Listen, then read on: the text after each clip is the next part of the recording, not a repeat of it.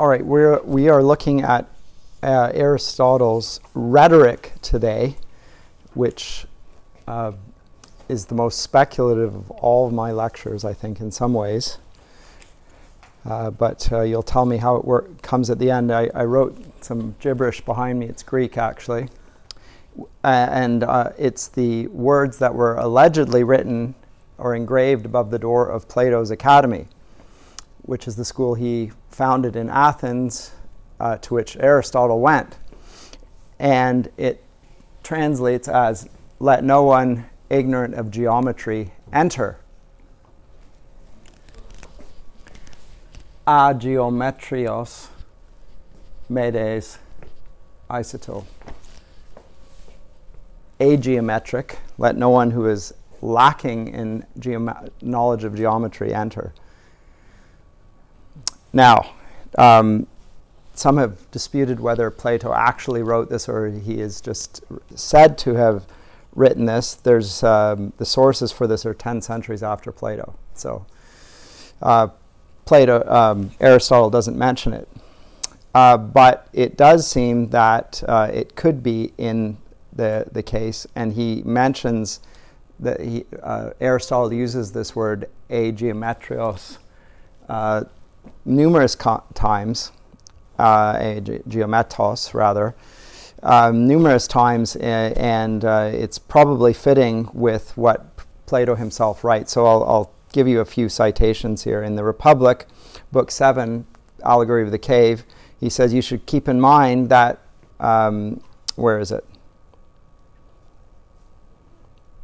He talks about the geometry in Book 7. So the sections are 526c8 to 527c11. So he's talking about geometry as a way that is the physical, visible world, because geometry, remembering, is the measurement of the earth. Geo is the earth, and metos is the measurement of. It's a visible thing as a way of describing the true things. So it's not that there's no connection between the physical world and the ideal world. So you have to have a true understanding of the physical world, and you can only get a true understanding of the physical world by understanding the mathematical principles that underlie it, not just by looking at the world. You need to understand the logic and the numerate numbers, and in this he's probably leaning on the man who was most influential to him, namely Pythagoras, who we connect strongly with geometry to this day. And remember, or if you don't remember, I bring to your attention the fact that geometry was one of the 7 liberal arts, the quadrivium, along with music, which was considered to be a science, and arithmetic and astronomy. And all of those had different relations. So the quadrivium, one of the 7 liberal arts, the quadrivium were truth based on number, varieties of numbers in different applications. Whereas the trivium was the truth in relation to words, but the two together constituted the breadth of knowledge in relation to number and in relation to word. Most people, when they think of the university, think of it, or at least in the liberal arts, they think about people doing what I do, talking about languages and so forth, or what the philosophers do, or what the historians do. But strictly speaking, there is a consonance between what the physical, what we call the sciences now and the arts do. They should mesh. They all are integrated in some way. Now, in a Christian understanding, all of these things hold together in Christ, who is the Logos of God, and who is the one who makes the world logical, comprehensible. And logic is, as we know, something that can be reduced to mathematics. One of my colleagues, Rich Davis, is an expert in symbolic logic, so which is almost a form of mathematics. And many of the most brilliant philosophers of the 20th century were mathematicians, precisely for this reason. So you've taken philosophy really far in the direction of the sciences then. And I find that very interesting myself. But that's, and then to go back to what we said a couple of classes ago, Plato's critique of the Sophists, beginning with Thrasymachus and others, was that they didn't teach true things, right? And then he moved and extended that critique away from the Sophists, of which there were many in his day, to an even more influential type of teacher, namely Homer and the poets. But he was throwing them all under the same umbrella of not knowing the truth and not teaching the truth, and merely talking about probabilities, and as we saw famously in the allegory of the cave, at a remove from reality, when there were shadows on the wall, so there were shadows of the physical things even. So they really didn't know what they were talking about. And if you go to the Odyssey, Athena talks about how wisdom basically constitutes lying, deceiving in order to get your own way. Well, that is very much of a sophistic way of looking at things. It's all about winning an argument for the purposes of getting good things, but it's not whether they're true or not. So it's just about getting your way. Plato's not going to have this. He says this is not good enough, and the gods could not possibly operate this way and have us revere them as gods. So now I've taken a section here and I've put it up on for your interest here in the Phaedrus, which I didn't look at, but which is in your book.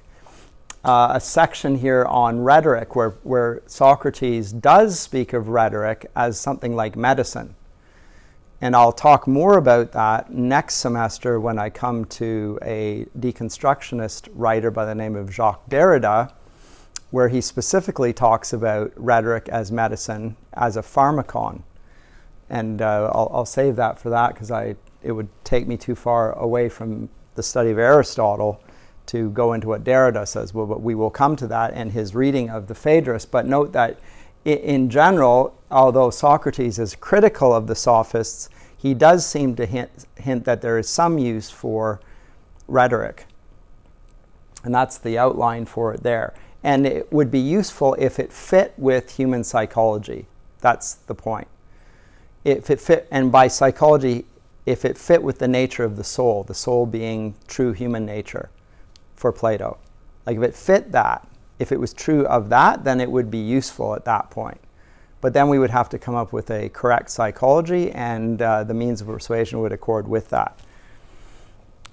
So you can get the outline there if you want, and the website is up there. And if you can't see it, I will put a link on the course website for that. But you'll recall that in Acts 17, Luke tells us of how Paul spread the gospel to Thessalonica and Berea and Athens. And when he came to Athens, he had problems, special problems, because the Athenians were a people who had for centuries, since the 5th century, actually done nothing really but argue about ideas and debate ideas. In fact, he said that they spent their time doing nothing but talking and listening to the latest ideas. That was Acts of 17:21. That's what they did. So there's a remnant of that former philosophical culture, but now it's more, they're going through the motions, and it's not effective particularly, because remember, at this point, Athens is part of the Roman Empire, and it's a pale shadow of its former self. The academy still exists, by the way, Plato's Academy. I don't think it shut doors until Justinian shut it down. I can't remember when it was 500 something. He closed it. Christian emperor. And Plato, and Paul disputes with this and provides a defense of the faith, and he does so in, I think, rhetorical fashion. But his argument is basically similar to Plato's, that they don't know the truth. They're just talking. And they're talking about ideas, but they don't, they're making the form of an argument, but they're not actually coming up with valid understandings of things. And this seems to me to be relevant, and so I'm teaching about Aristotle's rhetoric here, but one of the reasons I'm doing this is because in the 20th century and in the 21st century, it has been alleged that all the humanities do is engage in rhetoric. That it's all just a means to win an argument and to buttress, to line humanities professors' pockets and to win an argument in a court, but it doesn't matter whether it's true or not. And it's been done for a variety of reasons. Marx says it's for economic interests. It promotes the ruling class's self-interest. But it's not about truth, it's about that. Freud says that it's for psychological reasons. They do it because of some repressed sexuality or something. Nietzsche says it's all about power. The humanities the motivation is for power, a will to power. And Michel Foucault sort of combines the whole gamut of them and says that it's a sexual power game. And he's the most cited humanities scholar in the last 40 years, Michel Foucault, if you haven't heard of him. We're going to come to him next semester. We'll take on Mr. Foucault. But the claim there is that all knowledge is just a species of opinion, which basically presents itself as truth, but really isn't truth, because truth is not knowable. It's just probability. It's opinion. And it's opinion that is interested and motivated by self-interest. That's the charge. But even before they make that charge, and this is a great quote from Cardinal John Henry Cardinal Newman, a Catholic writer of the 19th century. He says this is a problem in the problem with philosophy. He says, and I quote, "Logicians are more set upon concluding rightly than on right conclusions." So we're on the technique of logic rather than coming to a right conclusion. That's one of the problems in philosophy. And then he goes on to say, "For most men, argument makes the point in hand only more doubtful and considerably less impressive." So they can win the argument, but actually nobody's persuaded. I don't know if you've ever watched even Christian apologists win arguments, and yet the person who lost the argument has persuaded the audience. I watch it all the time. And so rhetoric, to me, is something that is important and worthy to know and important to recover for the right reason. And Aristotle more or less outlines what that is in his little book, Rhetoric, because he sees rhetoric not the way Plato sees it. He sees it as the counterpart to dialectic. For Plato, the philosopher does dialectic. He does a dialogue. He does it for the purposes of discerning truth. For Aristotle, that's well and good, and Aristotle agrees with him. The truth is the most important thing, but even as important and alongside it and not to be set aside, we need to persuade people. So there's no point being right if you haven't persuaded anyone. And rhetoric is concerned with all the available means of persuasion. So in your this short summary of Aristotle's Rhetoric, which you have, chapter or book 1, chapter 2, that's where it begins, to seize upon all the means of persuasion available. That's what rhetoric does. Now, persuasion is a sort of a demonstration, because we're persuaded when we think somebody's been demonstrated clearly. And Aristotle says that all men make use of both dialectic and rhetoric. All men. That's in book 1, chapter 1, by the way, which you don't have in that outline. It says, but that everyone employs both rhetoric and dialectic, and to the extent that they do, whenever they're arguing their own opinion and that of others, they are talking about getting to the truth and they're trying to persuade others. They utilize both of these things.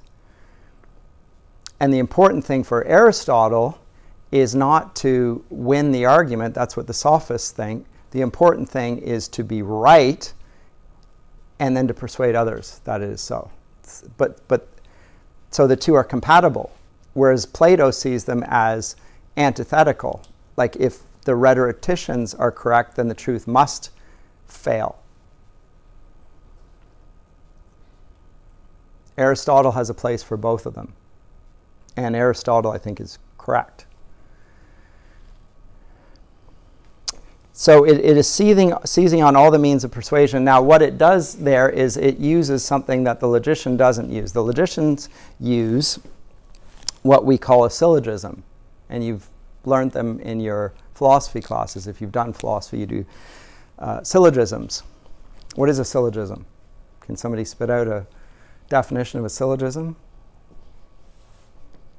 Look it up? Okay. Whereas in rhetoric, they don't deal with syllogisms. They deal with what he calls enthymemes. Yes? So syllogism, it's a deductive argument with like three parts. And what are the 3 parts? Have you got those down or no? Yes. So there's the major premise, yes, minor premise, yes, and the conclusion. Which follows necessarily from it. It can't be argued with. It's proven. There's a major premise, a minor premise, and then a conclusion based on it, right? So that's how a syllogism works. Whereas an enthymeme will drop one of the premises. So there's a hidden premise there. It doesn't go through the entire argument, but that doesn't mean that it isn't true. It just doesn't get caught up in that. So, and it's often expressed in proverbial sayings. So where there's smoke, there's fire.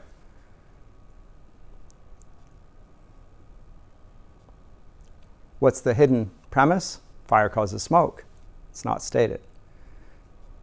And you don't need to state it because everyone knows fire causes smoke. But you can just say where there's smoke, there's fire. That's an enthymeme. And it's persuasive. In fact, it's so persuasive you can just appeal to it and everyone says, yes, that's right, where there's smoke, there's fire. But that's an enthymeme. And Aristotle talks about orators' demonstration taking place through these means. Now, because he has not demonstrated it conclusively like a syllogism, there's room for not quite, you can deceive people. Maybe there's a hidden premise there which might prove to be false. So you still need dialectic. You still need syllogisms to demonstrate that what appears to be a valid argument is a valid argument. However, when you're trying to persuade people, you don't go through all of the logical argumentation to get to that point. You have to, because your point is to carry people along with you, so you cut some of the logical argumentation out of it, but you have to still make reasonable arguments, says he. So it's a sort of a syllogism, and it's approximately true then. An enthymeme is approximately true. It's near to it. And good speakers regularly use enthymemes. The problem is that good speakers can deceive people because they depart from the truth. And then you need the logicians to come in and demonstrate that what they're saying is fallacious. But that's when you need to look at it more closely. That's when you need a dialogue, an interrogation, if you will. But in general, when you're trying to persuade, you don't do that. And the purpose of persuasion is to carry people along with you. And there's this is useful in politics, and it's useful in leading companies, and it's useful in coaching. It's useful in talking to anyone, in fact. You're persuading people, right? It's not sit down slowly. And the purpose of that is to get them to act. The purpose of persuasion with approximate truth is to get people to act. And Aristotle seems to think that everyone is capable of discerning truth and also using argumentation to persuade people. So the purpose of developing your rhetorical capacities is to enhance the truth. And Christians would particularly benefit from this because we're possessors of the truth. And we're going to find in a couple weeks, when we look to Augustine and his book De Doctrina Christiana on Christian doctrine, Augustine, who is a teacher of rhetoric, thinks that rhetoric in and of itself is not useful, but insofar as it adorns the truth and makes persuasive what is true, it is to be used by Christians. But we'll come to that. But he is a teacher of rhetoric who abandoned his chair of rhetoric to become, in his case, a bishop and a great teacher. Comments or questions thus far? Okay. Putting you to sleep here. Is it hot in here? No? Okay. Good. Feels warm up to me up top, but it always does up front here. Now, he talks about there being... now I need to talk about this. In Christian circles, just like outside Christian circles, there is a regular appeal, and it drives me insane, to those who have head knowledge and those who have heart knowledge. And the head knowledge are the Enlightenment rationalists, whereas those who have heart knowledge are the Christians. Have you heard this before? This drives me insane, because the whole of the person belongs to God, first of all. And it regularly, in Scripture, all over the place, tells us that we are to love the Lord with all our heart, soul, mind, and strength. Right? All. And there's no contradiction there. Now, if you separate one from the other and set it at odds with the other, there is a problem, but it's no less problematic when you elevate the heart over the head than if you elevate the head over the heart. That's equal. But the point I want to raise here is that for Aristotle, there are three ways of three aspects of human nature, not two. So he will talk about three available means of persuasion. Well, what are these three means? Now, it's right there in Book 1, Chapter 2.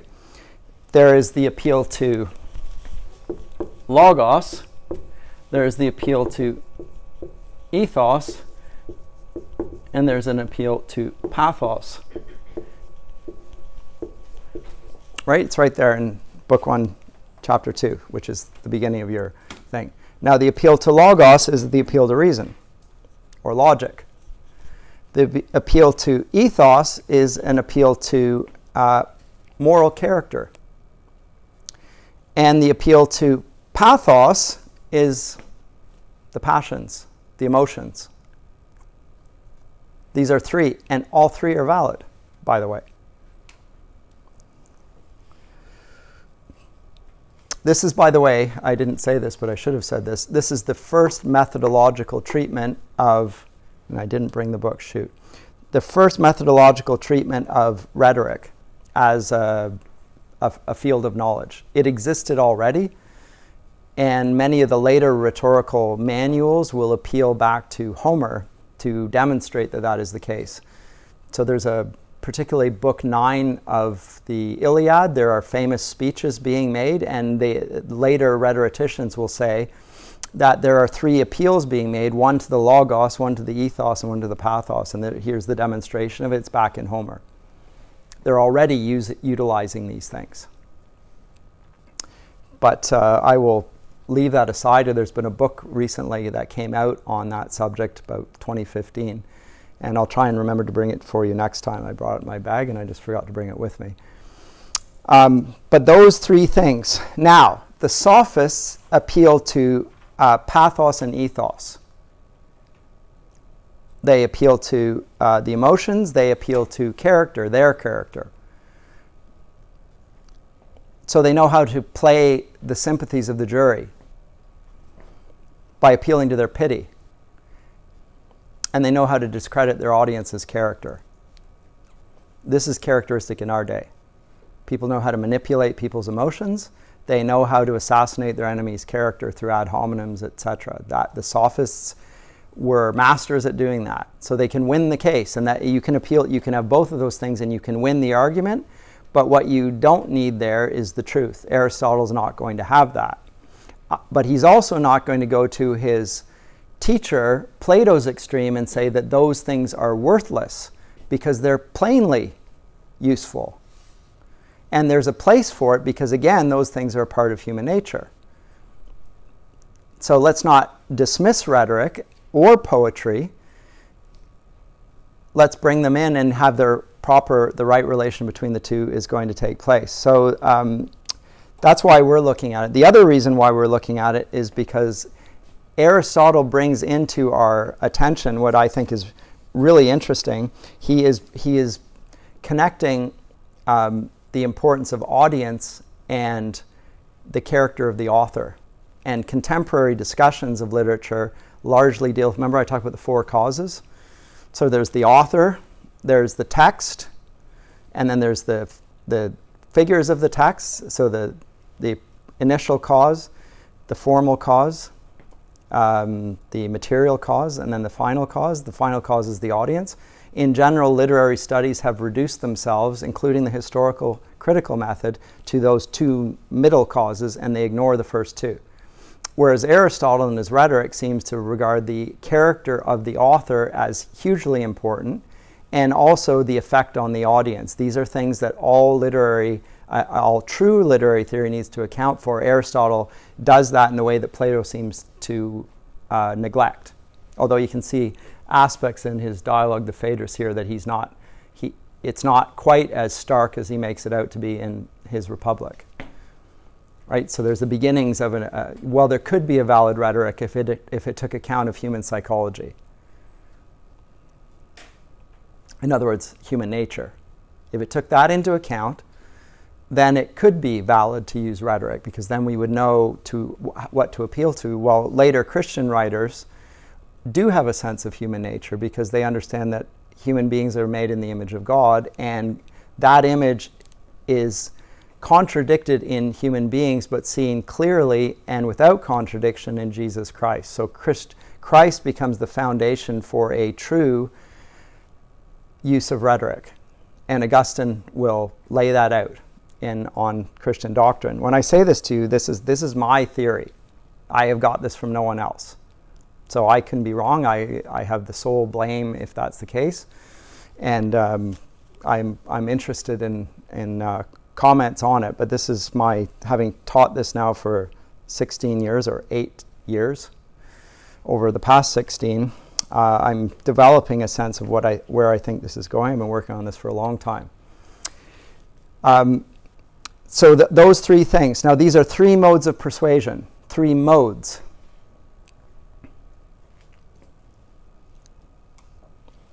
Now his main contribution then is that he emphasizes logos. This is the most important. It's not that the other two aren't persuasive. But without logos, without truth, and I will... Oops, I almost pulled that off. I've done that already this week, which is quite spectacular, but not very good.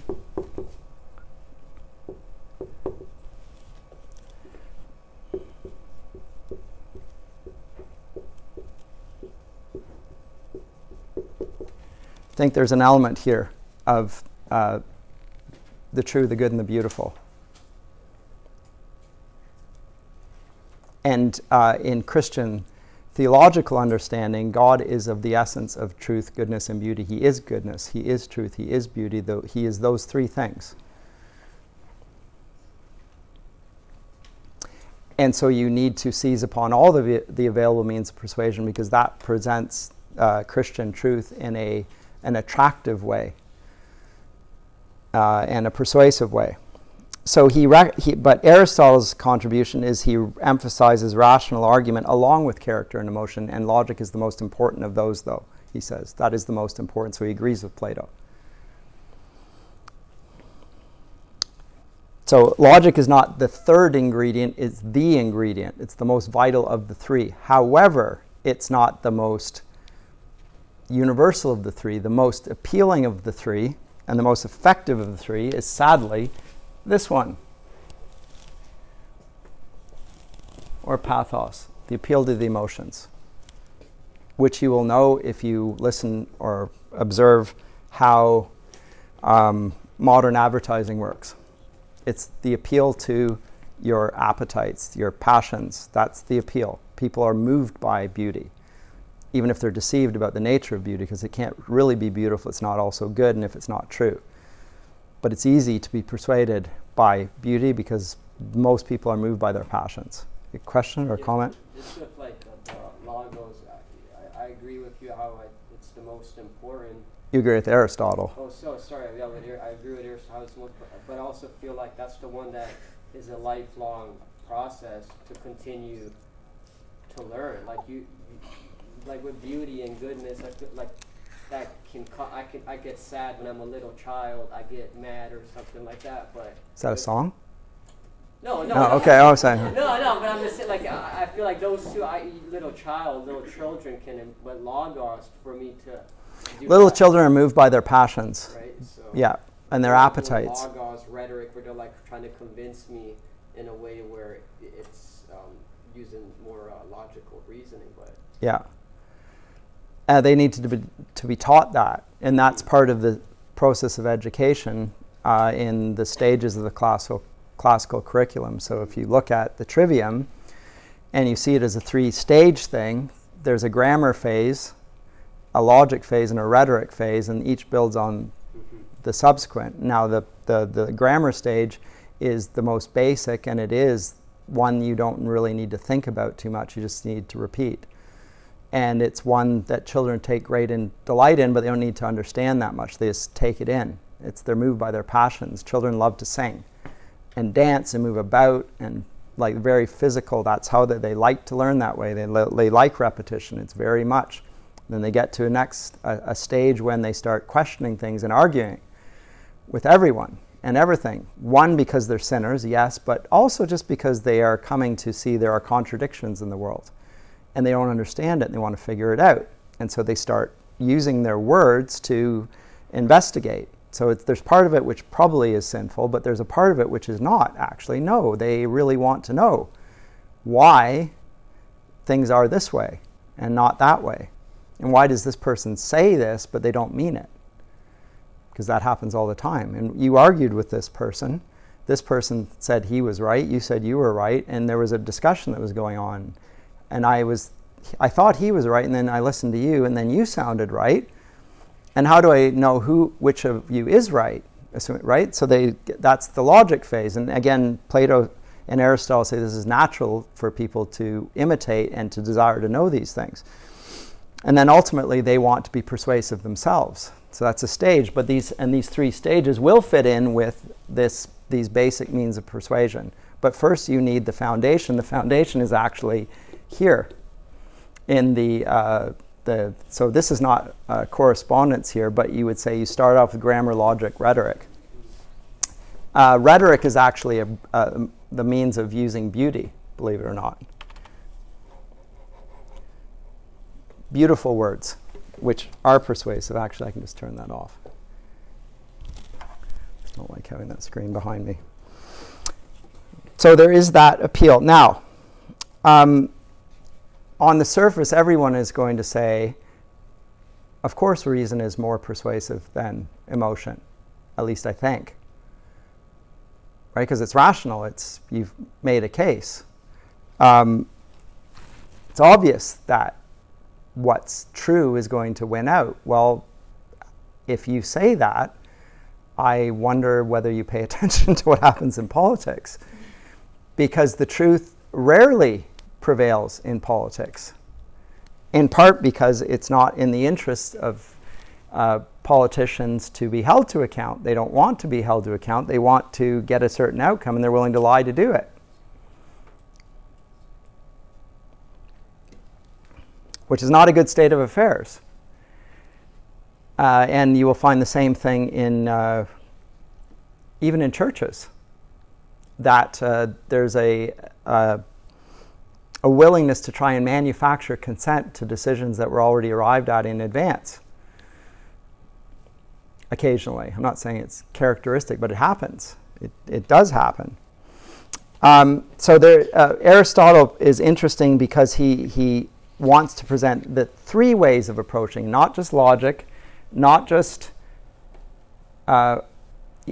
ethics, and not just pathos. He will appeal to all 3 of them. Okay, so how does he look at this then? He says that the reason that, now this is interesting, the reason that reason persuades is not because it's reasonable. That is not the reason. You would think because it's true, therefore it persuades. He doesn't agree. He says the reason that reason persuades is because it provides evidence of good character. And good character is what we trust. And what we trust is what we're willing to act upon.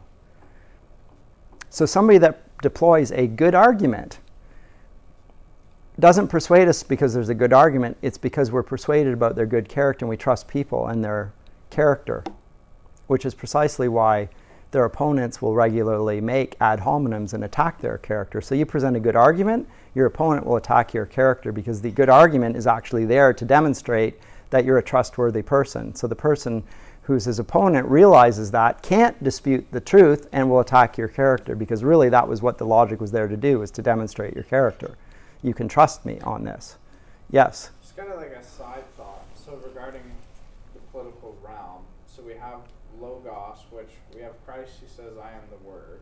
Yes? So Christ who says he is truth. So if politics don't have Christ in them, are they simply sophistry? No, not necessarily. They can do true things.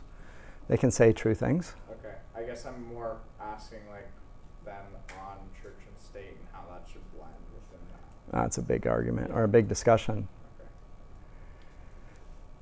Okay. Can we have a good politician who's not a Christian? Can we have a good politician who is a Christian? Those are difficult issues and the right approach to it. And so for those, yeah, that's too far off topic. But it's an application of this obvious one. Right. It's an obvious application and worthy of discussion. And we're going to have sessions where we're going to break into small groups and we'll have those. And that can be something we can talk about then. Let's talk about this more practically and speaking. But trust is more important than truth, to put it in brief. That's the most important thing for the purposes of the speaker and the audience, is to carry the audience with you. And to do that, you don't only have to say the true thing, you have to be a trustworthy individual. Now, you can get it to some degree on the virtue of your office, your position. There are a lot of professors in this university who have their titles. Are they trusted? Presumably they teach true things. Or if they don't, then it's their character which is questioned. I don't trust that guy. Right? They immediately jump to that, I don't trust that person. Why? Because they're not telling the truth. Right. But you went to, I don't trust that person. Why did you say that? Because that's what it was really all about. Now note that when Jesus spoke, he always spoke the truth. And what was persuasive, and people trusted him. They trusted his character. And then he demonstrated it to the point where it was clearly of no self-interest of his to do what he did. On the contrary, he demonstrated his character, his great love for those he was teaching by dying for them.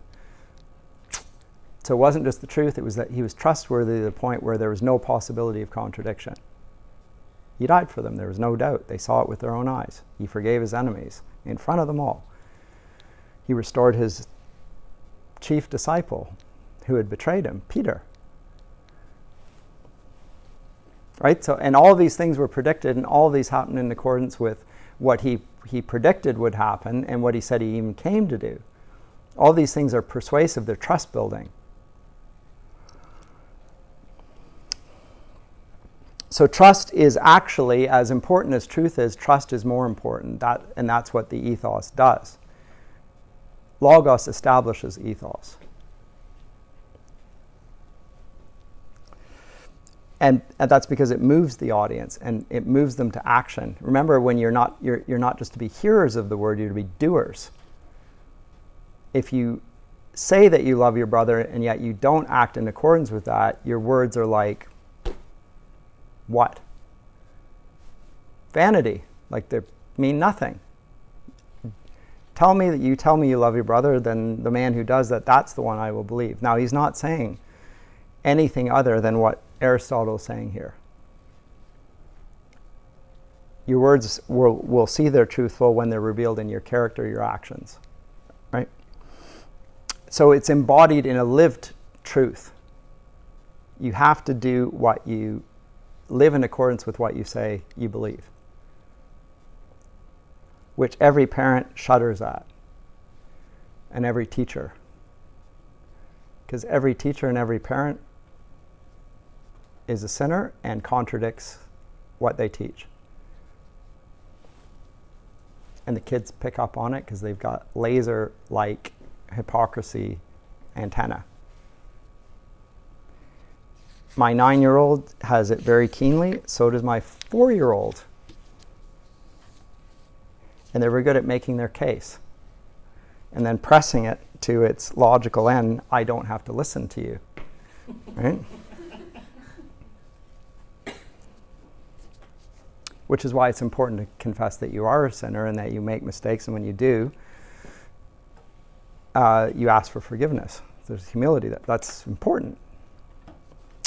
Anyway, so Aristotle teaches that persuasives involve someone of good character offering logical reasons. And the reason they offer logical reasons is because they have good character, and that's why they're not just saying, do it because I say so. They're saying, do it because it's true and I value the truth and you can trust me. So, comments or questions there? But this is, I think what Aristotle says here is actually demonstrably correct. At least my experience. But now he's moved outside of simply the truth in the text to the effect of the author, or the importance of the author's character, and the importance of its work on an audience. So to be caught up into the middle, what I call the middle two causes about the text, without considering the nature of the author, namely God, and the nature of his purposes on the audience to win them to his truth and to make them his people, those are catastrophic. But the historical critical method ignores both of those aims. And so does modern literary theory. It ignores both of those. Or where it does talk about audience and author, it just talks about power. And then it's moved into the realm of the Sophists again. And then they dispute that there is even such a thing as truth, or that we can know it. Which again is catastrophic for the human race and contradicts 2,000 years of history. Yes? I remember, are you historical critical method, is that like the hermeneutic approach? Is that what you, what do you mean by that? It's the so-called higher criticism of the Bible. It arises in the 18th century and largely in Germany. We'll come to it later on in the course. I'll talk a bit about it, although it's not my purpose there to get into the theology too much per se. This is a literature course, but I will have to do that because along with the historical critical method, or the higher criticism of the Bible, so disputing the divine authorship, seeing it in four sources, which the Q and P. Well, that's new. The INT, like, yeah, there are different sources for it, and we can't trust what we have as the Bible because there's a source behind that source. And did these people actually live? The miracles that are told, are these not just myths that the church told to buttress its own authority and power, etc., etc.? That's not, by the way, necessarily the purposes of the higher criticism, but that's the effect of it, is that it is denatured or disputed the authority of the Word of God and made it into a human text. And it's a human text. The authors who are suspect, and the purposes of the authors also suspect. So there's serious problems with it that ensue. But it's not just in the Bible, it also goes for literature. But the key point of attack is the Bible, because with that authority goes all authority. I will come to that later in the course, but I can't put the cart ahead of the horse. But I will talk about that, yeah. But they will do exactly that. They will move to look at those, what I call the two middle causes, and ignore the initial and the purpose of a text, and particularly the purpose of Scripture. Those, and the inspiration and the whole authority issue, those are all under frontal attack by a rationalistic, humanistic approach. Anyway, which I don't think it's going to get me in hot water, but it will certainly get me into areas of interest and controversy. Just simply because whenever you go into the area where the fight is on and hot and fierce, that's where there's always conflict. So there you go.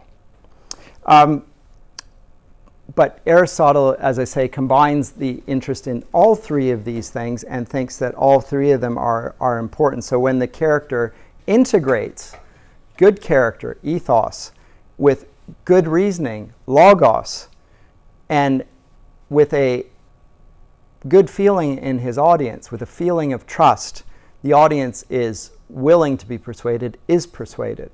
That's the purpose of rhetoric. Now, again, as I said, rhetoric is not truth, it's possible truth. So there's a possibility by employing rhetoric, and a danger that possible truth can deviate from the truth. And hence the reputation for rhetoric, which began with his great teacher Plato and has never gone away. And so some have said, we don't need rhetoric, we just need the truth. That's all we need. And my response is, Jesus employed rhetoric, and so did Paul.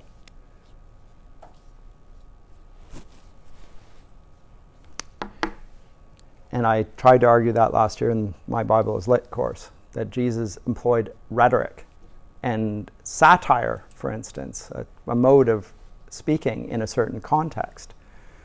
He availed himself of all the available means of persuasion and used them as needed. But it wasn't just rhetoric. His character was preeminent, and the truth above all. He came there to proclaim the truth, and he lived it out.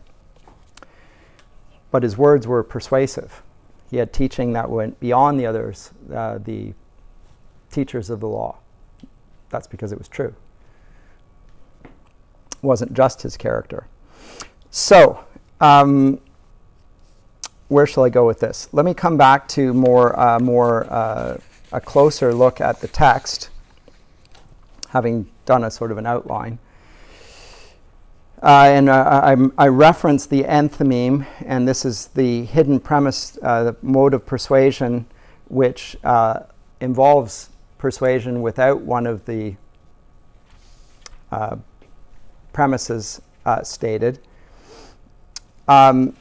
He says, and this is interesting, he says that of all the arts, there are only two that can draw opposite conclusions. Dialectic, you can argue on one side, you can argue on the other, and rhetoric. You can persuade on this side, you can persuade on the other. There are only two arts where you can do this. Those two. And they draw opposite conclusions impartially. So you can argue, if you're a lawyer, you will be called upon to do your utmost to exonerate your client. That's your job, your task. You can argue on both sides. My client deserves a fair trial, and I'm going to argue for I'm going to give the best case for the defendant.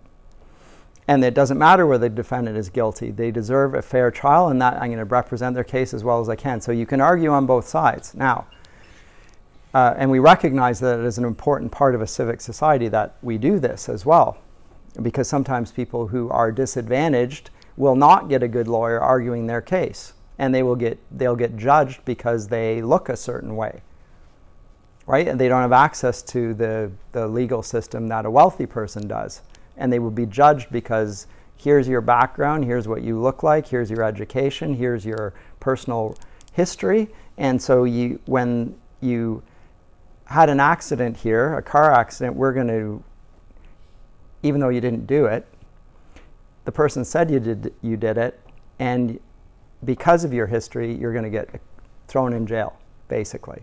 So you need a lawyer to come alongside and demonstrate that just because you did these past things doesn't mean that you did this one. Right? So you can argue on, right. So that's a part of both dialectic or logic and rhetoric, both of those. But he says that the facts don't equally present themselves to the contrary views. They present themselves most strongly to the truth. Both in dialectic, where it's clear, because either it's true or it's false. That's easy. But also in rhetoric. And he will say what John Milton will reiterate, which is that the truth in an open battle will always prevail over falsehood. Now, Milton says that because he's humanistically trained and employs rhetoric himself. But he also has truth on his side, and he believes in the power of truth. But the reason why this works is because, and this is Aristotle, I think almost a quote here, he says that rational speech is more distinctive of human nature than the use of limbs. Animals have limbs. They have strength. They have great beauty even. Think of a horse. Beautiful animal, I think. I'm allergic to horses, but I just find them beautiful. Just majestic. And other animals likewise. They are beautiful.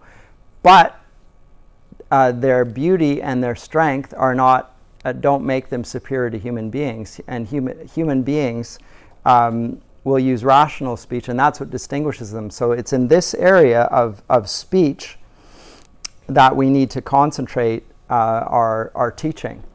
So it's good to be in good physical health, to be strong. But it's most important to work on our speech. And when he says speech, I think he includes, or doesn't want to dismiss what Plato said about the truth in relation to number. He thinks that those are congruent, whereas Plato saw them as antithetical. So let me see here. Persuasion, he says, is achieved when a person's character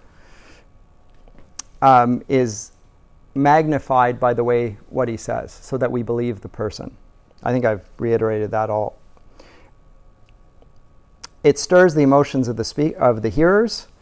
It is affected through the speech when we've proved the truth according to a case in question.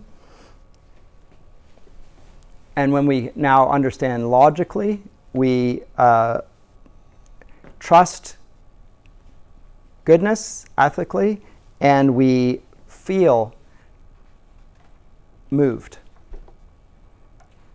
We feel moved, and this is the most important thing, the feelings. So the heart knowledge, that is the most important thing.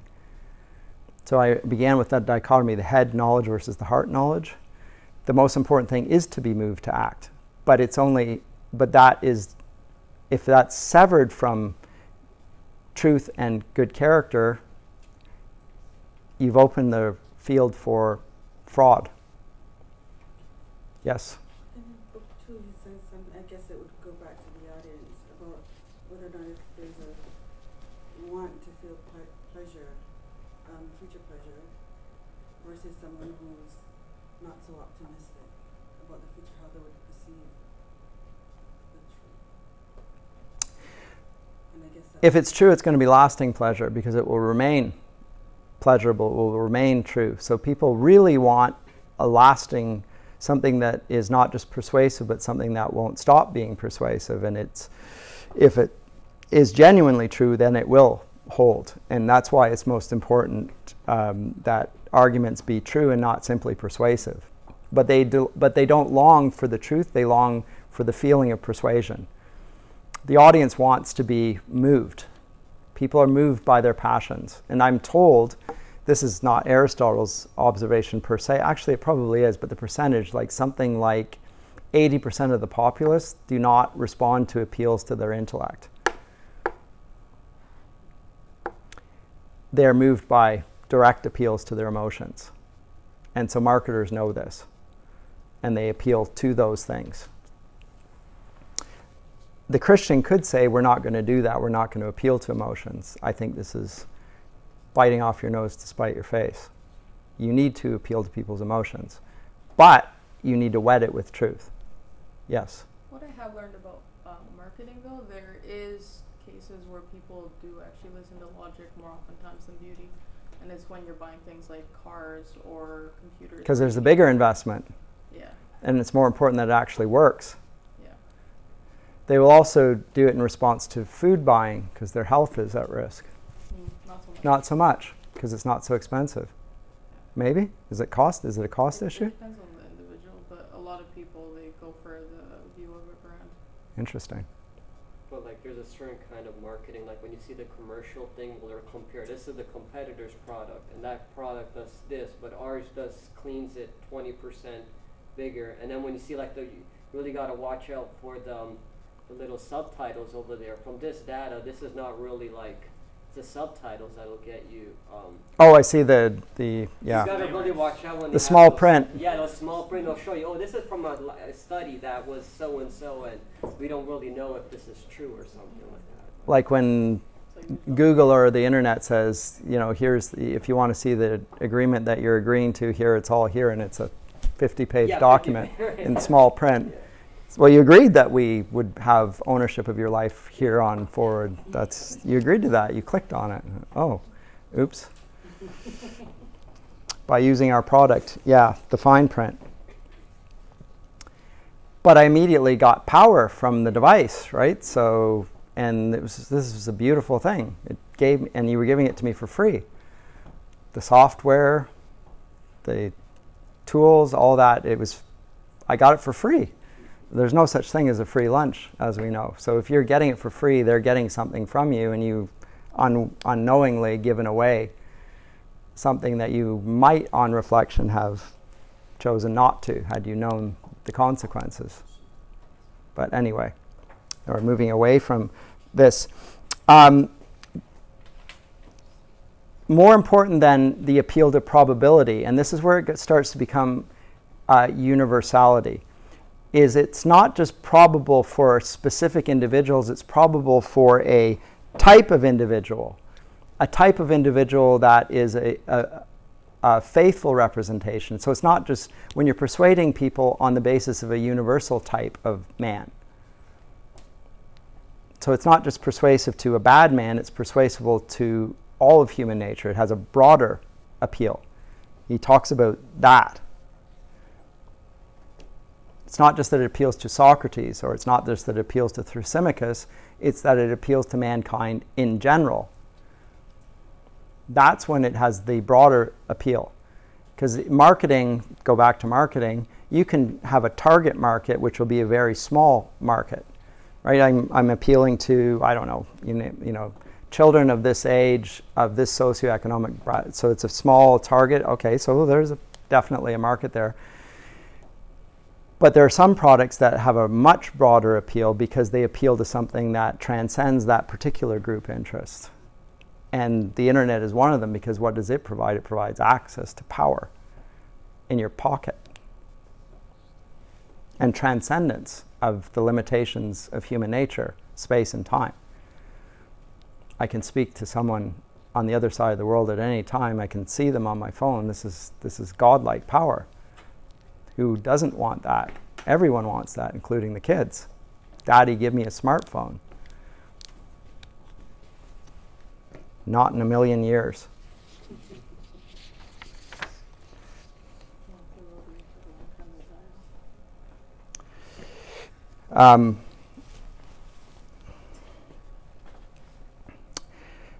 But there are there are three types of rhetoric. Let me talk about that. 1 chapter 3, he goes on to divisions of oratory, and 3 types which then become paradigms for later rhetoricians. They agree with this. There's political rhetoric. It's suitable for disputation in politics. There's forensic rhetoric, which is suitable for the law courts. And then there's something called epideictic, which is ceremonial. Certain public occasions, like a funeral oration, there's a certain way of speaking which is appropriate and would not be appropriate elsewhere.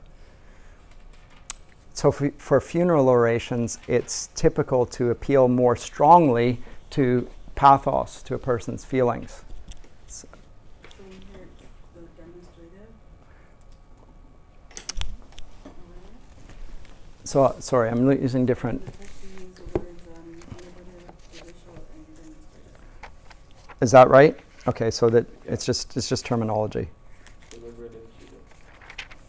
So the 1 chapter 3, it says, where is it? Yes. So the deliberative, what is it? Deliberative, judicial, and demonstrative. Yeah. So the deliberative is the political.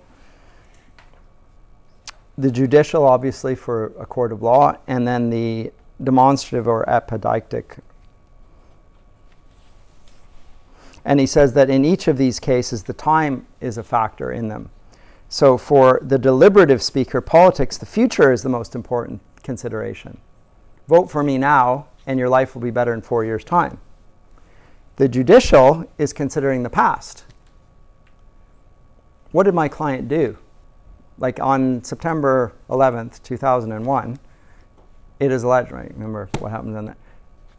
We're making a case. Let's talk about that. And so there's a type of language that's appropriate to that when considering the past. Whereas the funeral oration, the epideictic, is dealing with the present moment. Let's talk now about the effect of this man whom we are burying, his life on others. We'll bring it right to the present. But politicians are always selling a dream about the future. Right? That's characteristic of their use of rhetoric. And the type of rhetoric and the type of language that's used. It's not about what we did these past 4 years. That's what their opponents are going to try and charge. You know, remember what happened when that demon Mr. Harper was in office? That that doesn't work very well when you've been in office for 4 years, but they'll try that. But all of them want to sell a vision for the future. That's the one that's the most persuasive. Like both of them will attack. So the Conservatives right now and the NDP presumably will attack the Liberals for the SNC-Lavalin and Lab scam and all that sort of stuff and their record in office. That will have some effect. It will have its effect on damaging the character of the Liberal speakers and chiefly Mr. Trudeau. His character will come into question. Do we trust him? Because he's not truthful. If it's not truthful and he's not, well, then are we going to vote for him?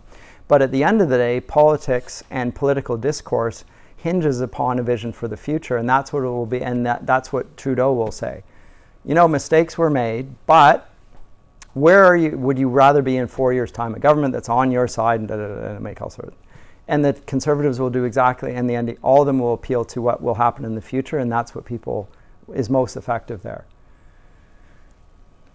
And the negative stuff about the character, that will not persuade people on their side. All of that is there to reduce the people that will come out to vote on their opponent's side. So the Liberal voters that would turn out to vote for Trudeau, their numbers will diminish by the negative attacks.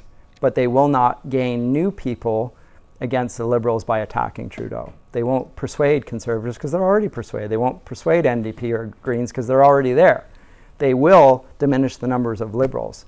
But in the end of the day, what will persuade people to turn out are the appeals to the future and what they're going to do in the future. That's just the nature of the case, always. And Aristotle says that is the way it is. So there are certain types of rhetoric that are useful in those contexts.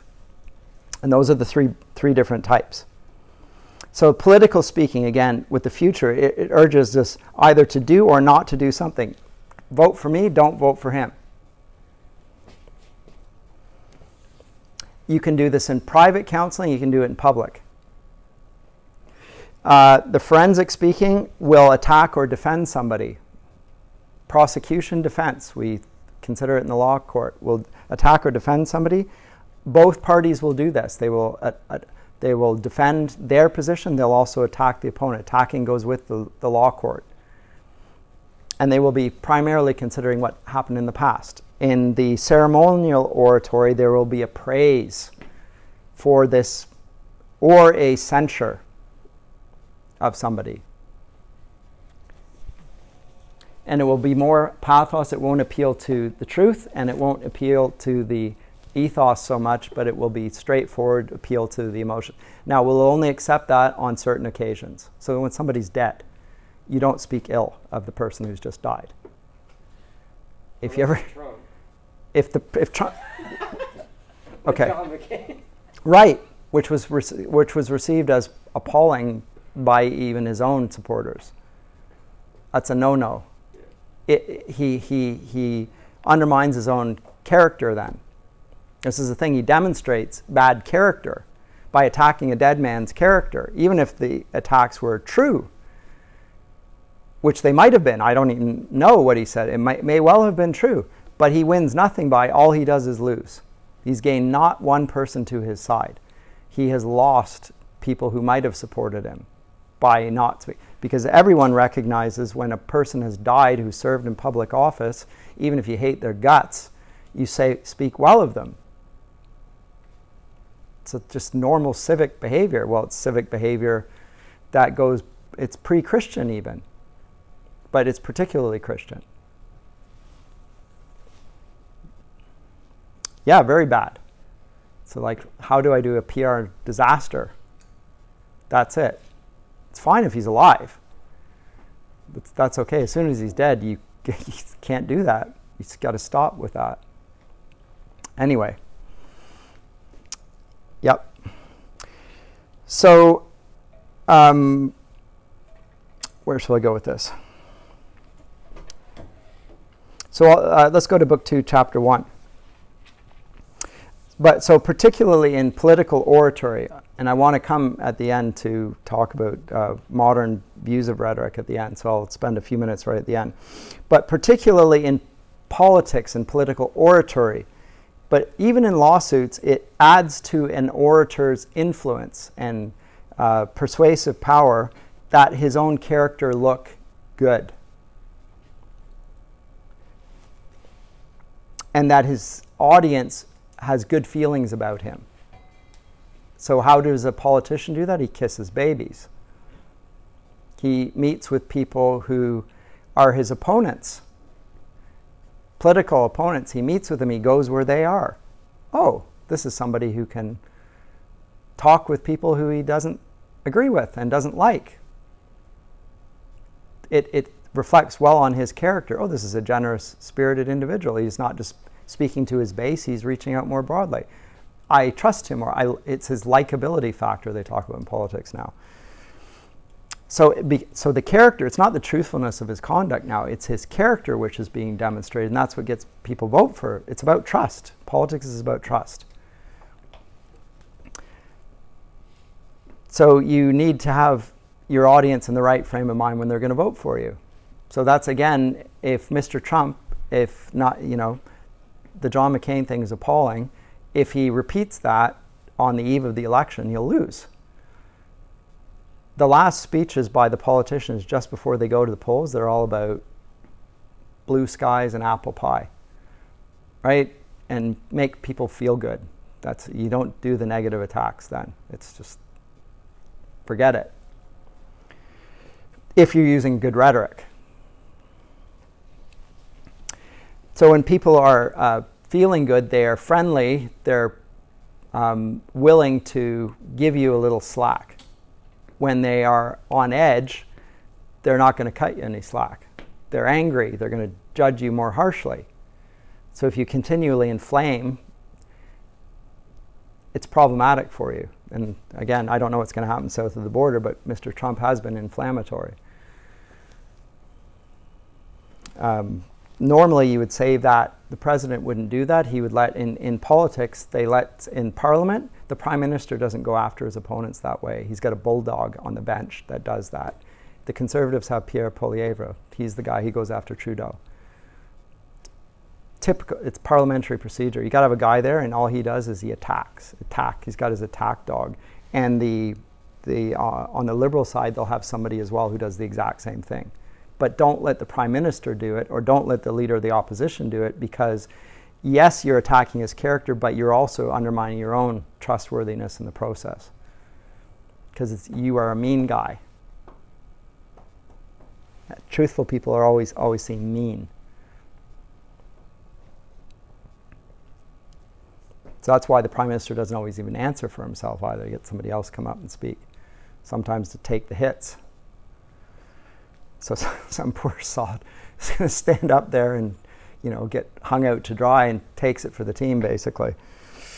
So if you feel friendly or warm towards somebody, you're more willing to accept that things aren't all perfect. And that's important. So emotions, or the passions, are the things that will affect people's judgment and make them inclined to trust you.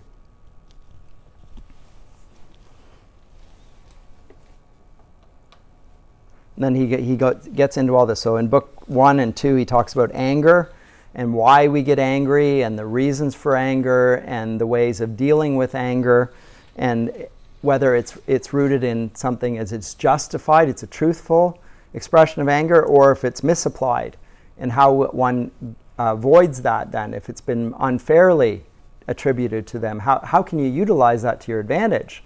You are unfairly attacking me, and you know what? I'm not going to respond in kind. I am going to be gracious and take it, and I'm not going to strike back. Suddenly your credibility rating shoots up because you've been unfairly accused, and you don't respond tat for tat. You're loved in public for this.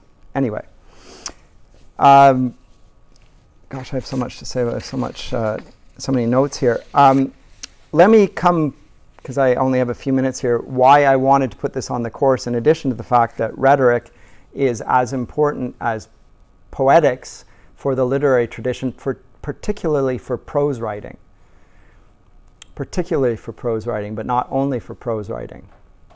Because there are many branches which we call literature, which are written in prose that are better analyzed through rhetoric than they are through poetics. It's also because in the 20th century, under the deconstructionists, and one in particular by the name of Paul de Man, I'm going to look at for my remaining 3 minutes, he argues that literature is all fiction and not factual, and employs rhetoric, and it's all rhetoric, more or less. And so he says that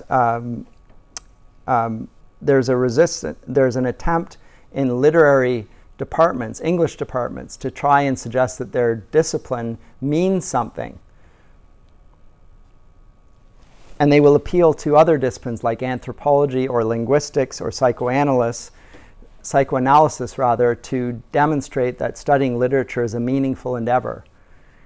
And the fact that they appeal outside their discipline to do that is the proof positive that their discipline is meaningless. So he says. Which part of me enjoys the attack. Because it's seriously agitating. So he says that English departments have become, quote, large organizations in the services of everything except their own subject matter, which I tend to agree with. I don't think it's true of what I do, but I think it's true of English departments in general. They tend to be appealing to things outside of that. So they will be there as applied psychology or applied anthropology or applied politics or applied history or demonstrations of philology or whatever, but they're not literature as literature. They don't do that anymore. What is literature as literature? Well, it's largely words relating to other words, he's going to say. He's going to reduce literature just to the text. Again, and he's going to get rid of the initial cause and the author and the audience. It's just that. And he says that, but literature departments are constantly appealing to things outside of this, so that they mean something. And then he will talk about rhetoric as the dominant form of discourse in English departments then, and thereby they never get to truth. I'm not going to get in and be able to establish this in any meaningful or helpful way here. For a lack of time, I guess I might save that for next semester when we look at deconstruction. and what he calls the intentional and effective fallacies. Fallacy of intention about the author, this is what the author intended, or the effective fallacy, the effect on the audience. It says appeal to either of these is simply a form of a fallacy. We can't know what the author intended, all we know is what the author wrote. We can't know the effect on the audience because we're assuming something about the audience. We know what its effect on us is, but really all we can discuss is the words on the page. That's all that is in view. And all that literature, the study of literature as literature truly does is study words on a page. At that point, he's talking about the logos, not in Plato's sense of truth, but Aristotle's sense of rhetoric. So it's not the study of literature is about forms of rhetoric, forms of persuasion, but it's never about truth.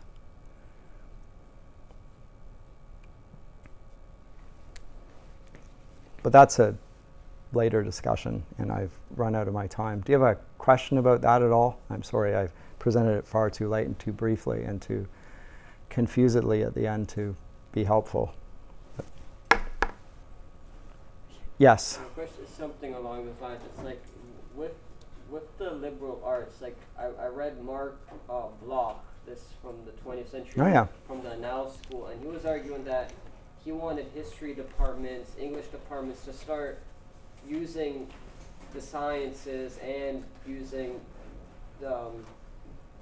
science, combining it to like come into more Interdisciplinary. interdisciplinary. Like, do you think like with liberal department, like if we did an English course, should we start learning other languages to see Yes. the mechanics of our language? And Yes. really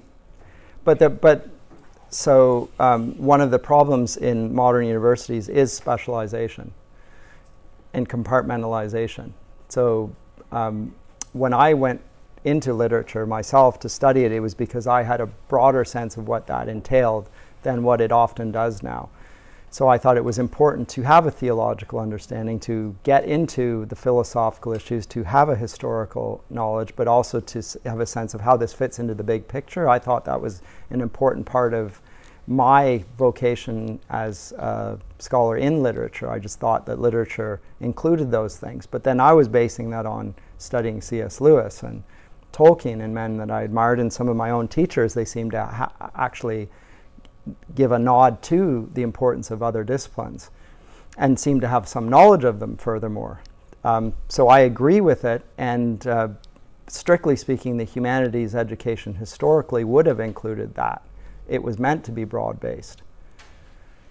The problem is that knowledge has become so specialized and so deep in some ways that when you do a PhD these days, you know everything there is to know about what's on the head of this pin.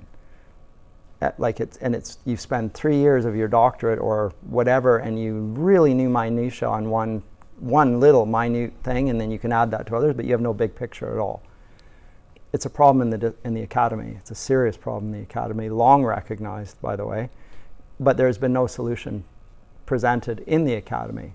I came here because it was a Christian liberal arts university, and I thought that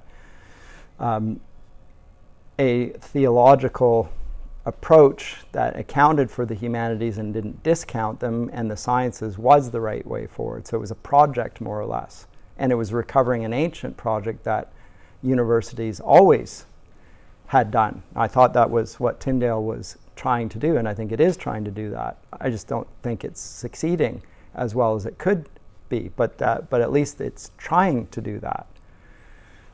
And I get the sense that Jordan Peterson, for instance, is frustrated that universities have lost their way, and they don't want to even recover what was lost there.